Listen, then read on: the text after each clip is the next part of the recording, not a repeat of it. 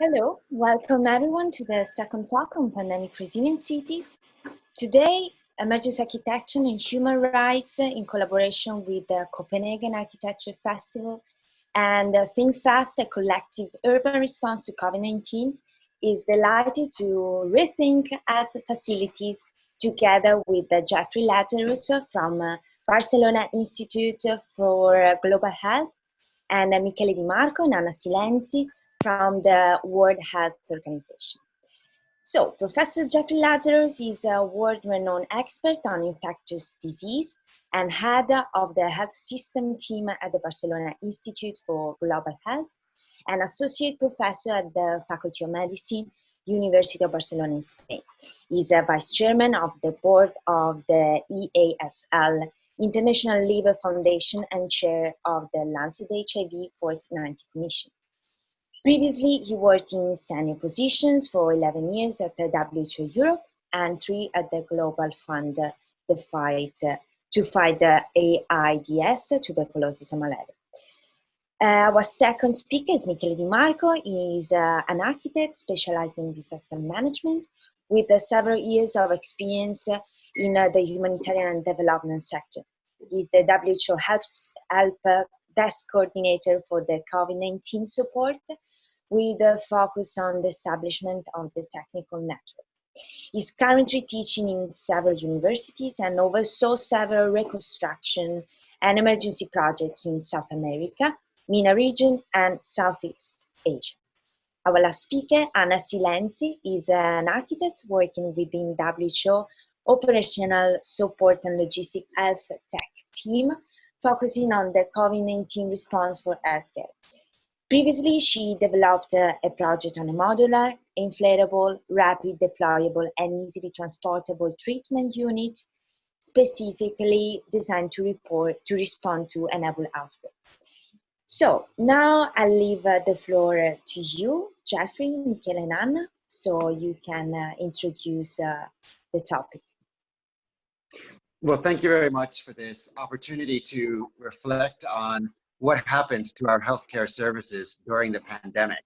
I mean, the COVID-19 pandemic has seen unprecedented actions by government to restrict the movement of most of the world population from non-essential services.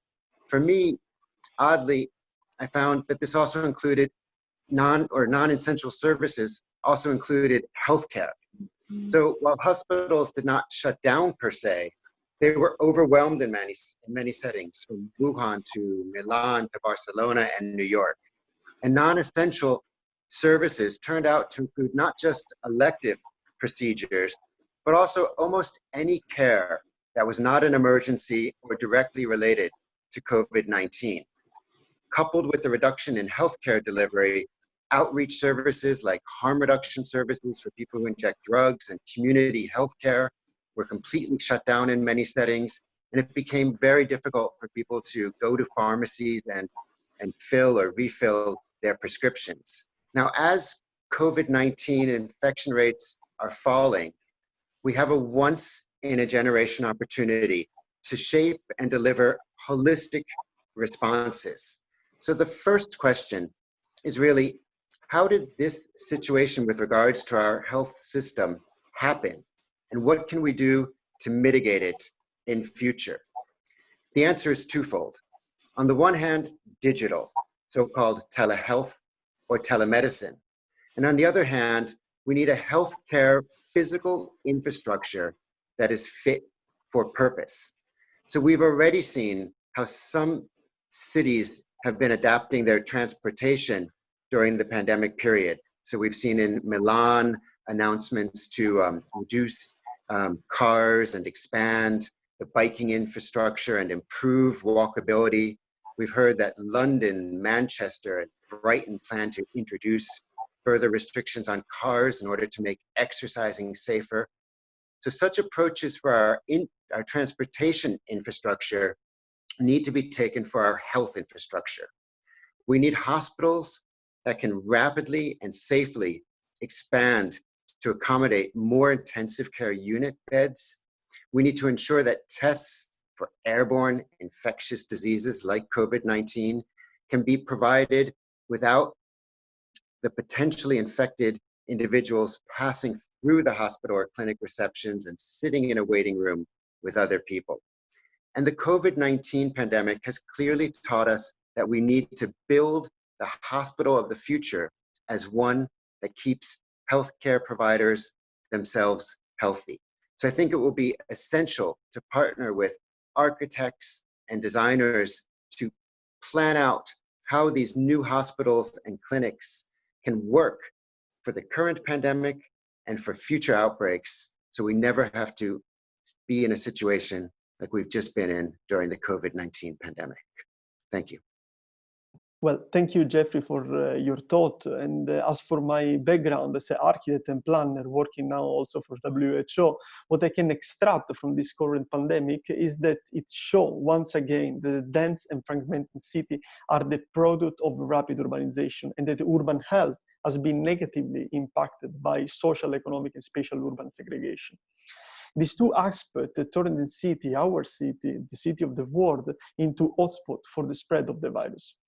So this is clearly an urban crisis, is in need of an urgent systemic approach. More than anything, COVID-19 has brought out the extreme inequality from which we have built and developed our city and health facilities. Envisioning a post-pandemic city and health infrastructure is a challenge for everyone, for all professionals from different backgrounds. It's a challenge to all. That said, COVID-19 outbreak bring out the urgent need to rethink the idea of primary or basic services, such as also health facilities. And this should not be seen as an optative anymore, but as a basic human right. It is to answer that urgent need that the World Health Organization established the HelpDesk support that, with the help of the technical network, respond to requests from healthcare facilities manager, Ministry of Health and Civil Protection, NGO, and mainly international operating partners. WHO Technical Network was developed to meet emergency operational needs related at the moment to COVID-19, but that could continue to respond and mitigate future pandemics, future outbreaks. This will be not the last one. A precarious situation give us the idea to create this technical network in relation with the HelpDesk, that it is a precious resource that with its multiple high specialized technical skill could play a key role in the current epidemics, in future outbreaks and emergency, in terms of technical and operational support, but also innovation. In order to strengthen national international preparedness and rapid response capacity, we noted that further operational capability had to put in place to ensure coordination and access to specialized technical knowledge, facilitate national training, but at the same time coordinate and support the sending of international experts, the people on the field. We receive support requests from all over the world at the moment and in the previous months. And our response, of course, is based on the WHO guideline in order to achieve the minimum requirement anywhere in the world. By comparing the support given to Australian hospital, Italian hospital, with the support given to Tanzanian hospital or hospital from Guinea-Bissau, while obviously respecting the minimum IPC requirements, the proposed solution must always adapt to the social, economic, and climate context. The construction material, technique, and the configuration of the space are different, given that the social and cultural and obviously the economical context is different. So to achieve that, we create a multidisciplinary team formed by epidemiologists, architects, engineers, medical doctors that are at the base of the actual and future development of resilient health infrastructure, resilient city, resilient health facilities. The HelpDesk supports outbreak response and mitigation plan for future pandemics.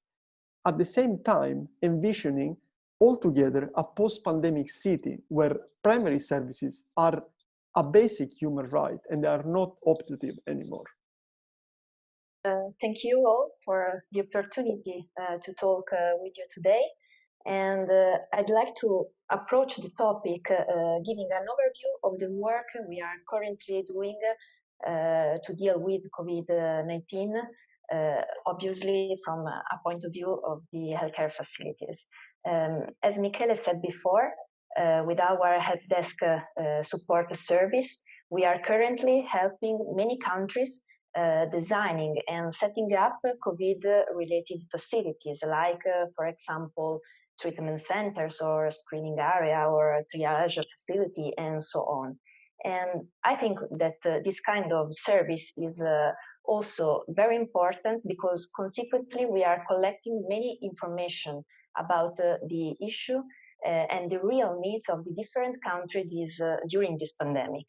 And I think also that the lesson learned today and the needs from who is in frontline today should drive the rethink of the response for future emergency like this one. Well, we receive, as Michele said, many requests from countries, and mainly the requests are about the design of the treatment center, especially for critical and severe patients.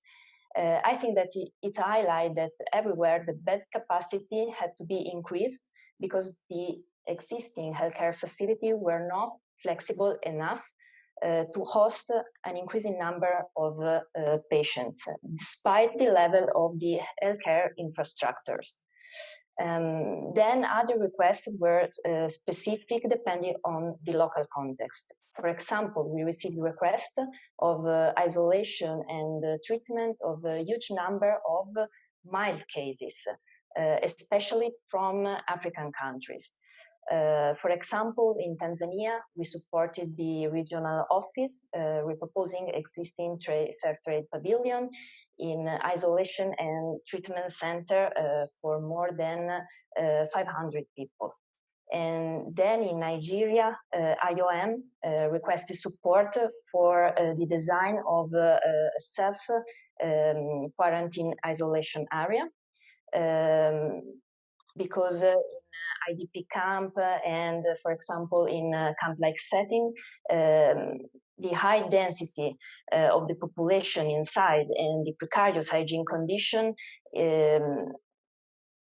are a real challenge, and we have to avoid the spread of the virus inside this kind of context. So I think that the response in these cases are specific shelter design to avoid the physical contact between people, but allowing the visual contact and also the verbal interaction between them. Another kind of issue that is totally different from the previous one come from Italy. Italy is currently facing phase 2 with a decreasing number of ill people. And the hospital in Italy are now wondering about a solution to avoid a cluster of cases inside the structure, and are also wondering about how to reorganize their spaces for a future emergency. I think that all these cases and all these lessons should drive the rethink of the response, and I think that we have to take into account always the specific situation and the specific local needs and requirements. Thank you. So thank you, Jeffrey, Michele, and Anna, again, for your delightful thoughts on the topic. And I see that from the previous talk came up 2 main questions, and I would like you to discuss on these 2 questions. The first one is the impact is hitting hard on the most vulnerable ones, the elderly population, migrants, homeless, and slum dwellers. So how can we ensure that the most vulnerable ones are not left behind? And the second one is, what is the role of architects and planners in creating pandemic resilient cities and health infrastructure, and why it's important to create multidisciplinary teams to achieve that. So I pass the floor to you once again, and I would like to hear your positions. Jeffrey? Yeah, thank you very much. I mean, you raise a really important issue around vulnerable populations. Often we think of the homeless, certain migrant populations, people who inject drugs. But during COVID-19, we've really seen that vulnerable populations also include the elderly, and particularly those who are in elderly care homes who have been hit hard by COVID-19. So I think the first step is really to recognize that there are vulnerable populations. The next step is for governments, both at the state, regional, and city level, to take specific actions to mitigate the situation. So that means recognizing these populations and having concrete policies in place to engage with the homeless. That means listening to these populations, listening to their needs, and creating healthcare services that work with and for the population and don't exclude the population from the planning and decision-making process. Now, vulnerable populations have always had a hard time getting to healthcare services, and Anna mentioned flexibility. So we need to look at how during a pandemic services can be flexible. How can we still have outreach services and mobile services to engage these populations? And I'm sure our architects, Anna and Michele, can expand on what that would look like. All I can really say is that hospitals are not well known for being flexible places, and we need to think about how they can be so in future. Yeah. Considering also like what Jeffrey was just saying, I know like the work of Jeffrey with the most vulnerable, with the homeless, also in Spain. We can also state the impact of to answer the first question that Chiara just asked us. The impact of a pandemic like this, the coronavirus, the COVID-19, will increase the gap between those who can and cannot protect themselves. Anna can mention, like the majority of the requests from the global south include self-quarantine shelter because they cannot have access to dignified shelter, or they cannot have enough water to wash their hands. To ensure to not leave anyone behind, like we need more equality, not just in the health sector, but also in the free access to water, job opportunity, access to dignified shelter, safe and healthy city and transportation. But all this is contained like in what for me is one of the most beautiful documents that I ever read, that is the Universal Declaration of Human Rights. In connection with the second question, on what is the role of the architect and planner on the creation of pandemic resilient city and health infrastructure, and how important is to create multidisciplinary teams like that are working together in this creation and this transformation of our city and health facilities. Well, what I can say that architects live in an era of paradigm shift, and this required a new and more open approach to the topic. As architects, we have tried in the past to deal with the complexity of society through reductionism or excessive simplification. And if we accept the idea that architecture is not simply a physical, but also a social phenomenon, we can also expect formal and physical results that take on a less precise meaning. I'm not saying that architects should work with less precise drawings or the technical aspect, for example, in relation with the health facilities, but we should be able to get influenced by different background, by professionals from different disciplines. Consequently, the architect, rather than being a mere builder of form, it became a co-builder of society. And anyone knows that a single individual with partial knowledge, as for example an architect, can be just a part of the societal change. And so also an architect or a planner need to work in a multidisciplinary team if he or she want to be part of creating pandemic resilient city or health facilities. you for your question, and it was interesting to listen to your opinion. I think that in order to protect the most vulnerable ones, firstly, we have to adopt all the possible strategies to prevent the spread of the virus between them. As I said before, for example, for IDP settlement, we can think about isolation area in order to avoid the spread of the virus inside the camp, or we can think about training the population about the situation. And obviously, as Michele said, we have to do all the possible to provide basic hygiene condition, the access to the water, for example. And then, if these measures are not enough, obviously care and assistance should be provided to everyone.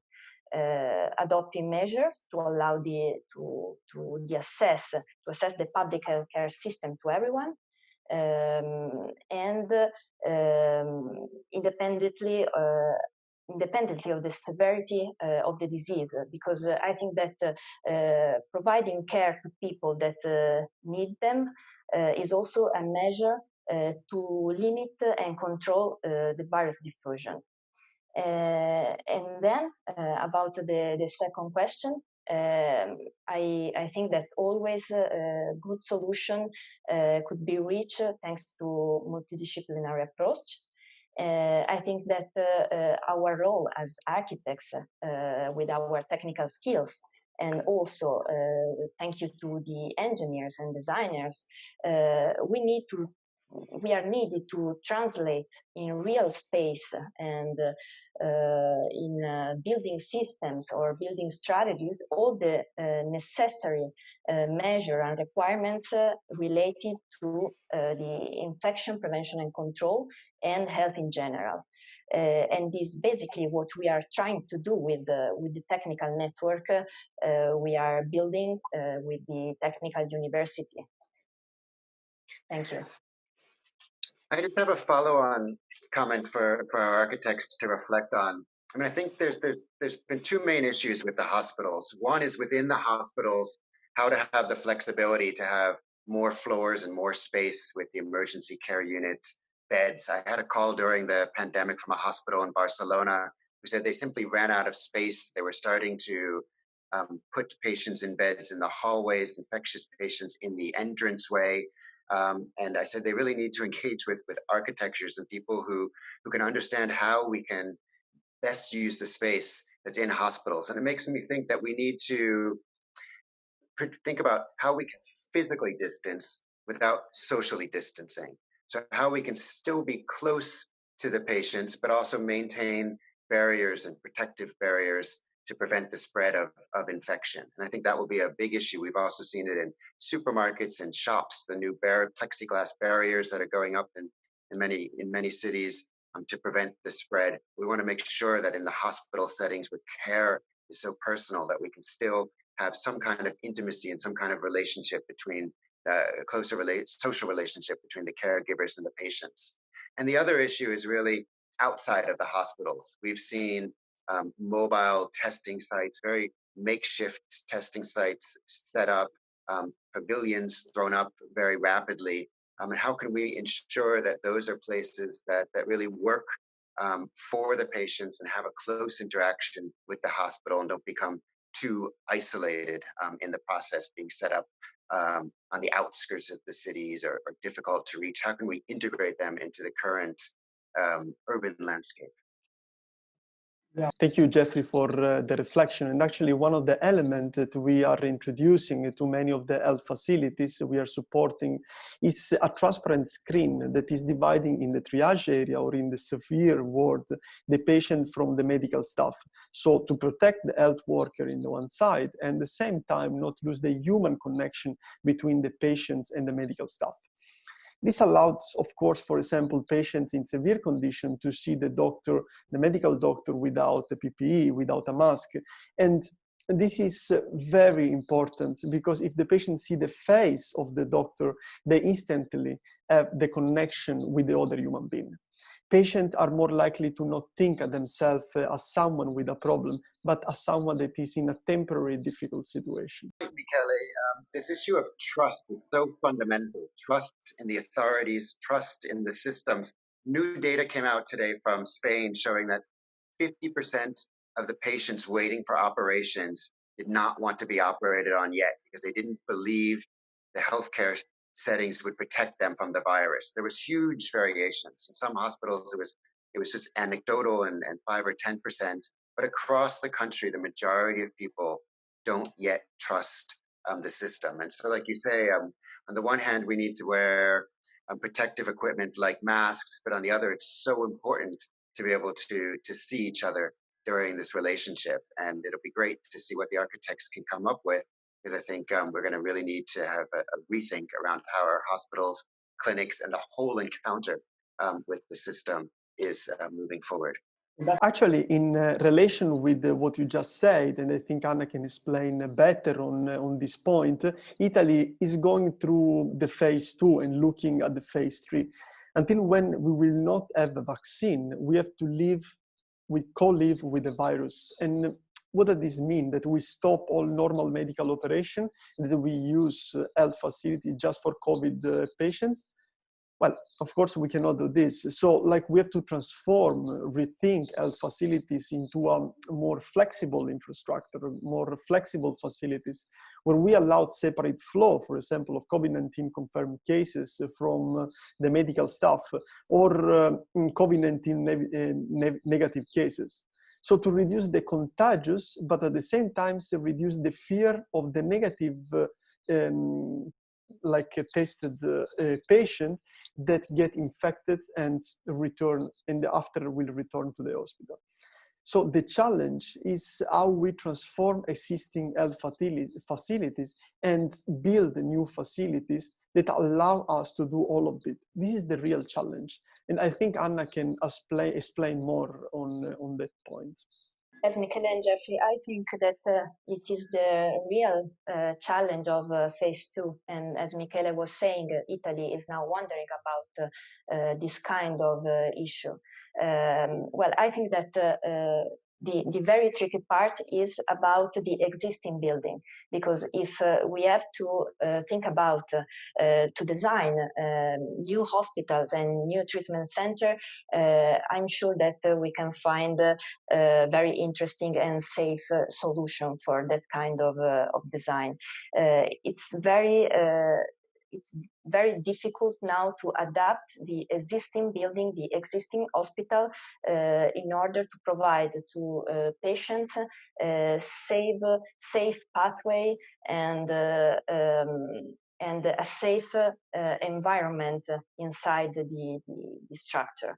So I think that the engineers, architects, and so on have to think about the accesses to the building, the flows of the patients, the staff, the flows of the people that have symptoms related to COVID, and people that have not this kind of symptoms. And then we have to study good solution for the ventilation issues, for example. So I think that this is the real challenge of the second phase that some countries are dealing with today, and some other countries will dealing with in the next days. Yeah, this repurposing of hospitals is, as you say, going to be a huge challenge. It's already difficult enough for patients to find their way around. And now we need you to come in and think about how to minimize encounters with other people, how to improve the ventilation. So there's a lot of work ahead, and I look forward to this, as you said, multidisciplinary collaboration. I think architects and designers aren't the first people we think about when we're re-engineering the health system, but I think the pandemic has really taught us that you're going to be essential to the solution. So thanks. So thanks to all of you. And thank you for the interesting discussion on pandemic resilient health facilities and cities. And it was a big honor for us to have you on board on this second talk on pandemic resilient cities. The next talk will be released next week on the topic urban living, density, and pandemics. The speakers will be from Copenhagen University and the Asian Coalition for Housing Rights. So thank you again. See you next week.